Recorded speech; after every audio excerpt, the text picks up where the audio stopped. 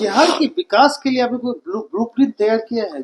बिल्कुल, ब्लूप्रिंट जो है मैंने, ये जो पूरी व्यवस्था है, ये ऐसा नहीं है कि मैं ब्लूप्रिंट बना के आया, मैं पार्टी बना कर आया, मैं बता रहा हूं कि मैं वो नेता हूं। ये सब चीज इस पदयात्रा के से ही निकलना है। पदयात्रा के जो 3 उद्देश्य हैं, पहला उद्देश्य है कि पहले सामूहिक तौर पर बिहार के लोग ये माने, समझे, चिंतन करें कि नहीं, हम अब राजनीतिक बंधुआ मजदूरी नहीं करेंगे, ना जात के नाम पे, ना धर्म के नाम पर, ना लालू के डर से, ना भाजपा के डर से, हम अपने बच्चों के लिए वोट करेंगे। दूसरा प्रयास है कि अगर ये सब लोग तैयार हैं तो भैया विकल्प, एक नया बढ़िया विकल्प बनाया जाए, ताकि सब लोग मिलकर एक नया दल बनाए। प्रशांत किशोर न बनाए, बिहार के लोग बनाए, प्रशांत किशोर उसमें मदद कर रहे हैं। और तीसरा पदयात्रा का क्या उद्देश्य है कि बिहार के हर पंचायत का अलग अलग अगले 10 वर्ष की योजना बनाई जाए। उस पंचायत का, जब हम लोग पदयात्रा कर रहे हैं तो हम तो चलते हैं 10 दिन हम रुकते हैं, पंचायत वाइज पूरे 8,500 पंचायत का। मैं 16 महीने में सिर्फ मैं 12 जिलों में गया हूं। इतना समय क्यों लगता है? इतना समय इसलिए लगता है कि जितने दिन मैं चलता हूं, करीब करीब उतने ही दिन मैं जिले में रहता हूं। हर मेरे साथ जो सैकड़ों लोग काम कर रहे हैं, हर पंचायत की स्थिति का अध्ययन कराते हैं, फिर हम लोग उसको बैठकर उसका चिंतन करते हैं। और जो सैकड़ों विशेषज्ञ देश दुनिया से जिसको मैंने जोड़ा है इस परिकल्पना में, उनकी मदद से योजना बनाते हैं कि अगर कल मौका मिल जाए तो इस पंचायत को अगले 10 वर्ष में कैसे विकसित किया जाएगा। और उस पंचायत की जो समस्या है, कहीं जल जमाव है, कहीं रोड नहीं है, कहीं अस्पताल नहीं है, इन बातों की चर्चा तो उसमें करते ही हैं। उसके साथ साथ हर पंचायत के प्रोग्राम में 10 वर्षीय जो प्रोग्राम बना रहे हैं, उसमें 3 चीज बताई जा रही है। पहला कि हर पंचायत में बिहार में बच्चों के पढ़ने के लिए अच्छी व्यवस्था कैसे की जाएगी। दूसरा, हर पंचायत में 800 से 1200 नए रोजगार के अवसर कैसे पैदा किए जाएंगे, ताकि किसी को यहाँ रोजगार के लिए, मजदूरी के लिए बाहर नहीं जाना पड़े। नौकरी नहीं मिलेगी, लेकिन मजदूरी कम से कम 10, 12, 15 हजार के लोगों को अपने पंचायत ब्लॉक में मिल जाए, इसकी योजना बना रहे हैं। और तीसरा, खेती को यहाँ खाने वाली खेती से कमाने वाली खेती कैसे बनाया जाए। जैसे गांव देहात में हम लोग, आप बिहार में सुनते होंगे, लोग कहते हैं भैया गांव में आए हैं, अभी खेती का रोपनी का समय है, इसके बाद कमाने के लिए लुधियाना जाएंगे। मतलब लोग खेती को कैसे देखते हैं? खेती वो आके इसलिए करते हैं ताकि बाल बच्चों को खाने की व्यवस्था हो जाए। कमाने के लिए वो मजदूरी करने जाते हैं।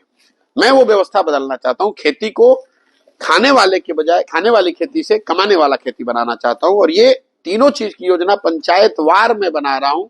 और जब ये दल जब भी बनेगा पदयात्रा खत्म होने के बाद, तो चुनाव के नजरिए से नहीं, ये सारे 8,500 पंचायतों का योजना पहले जारी करूंगा, ताकि आप बिहार की जनता ये देख पाए कि उनके पंचायत के विकास के लिए जन स्वराज की योजना क्या है।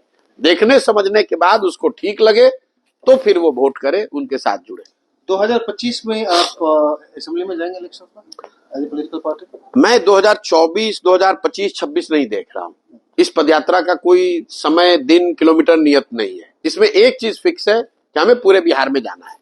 जिस दिन मैं कम से कम 2/3 से ज्यादा बिहार कर लूंगा, उसके बाद सब लोग मिलकर अगर तय करेंगे कि दल बनने का अब सही समय आ गया है, तो दल बना लिया जाएगा। और दल जब बनेगा तो उसके बाद स्वाभाविक तौर पर उसके बाद जो भी चुनाव होगा, वो चाहे मुखिया का चुनाव हो या असेंबली का चुनाव हो, उसको पूरी ताकत से लड़ा जाएगा।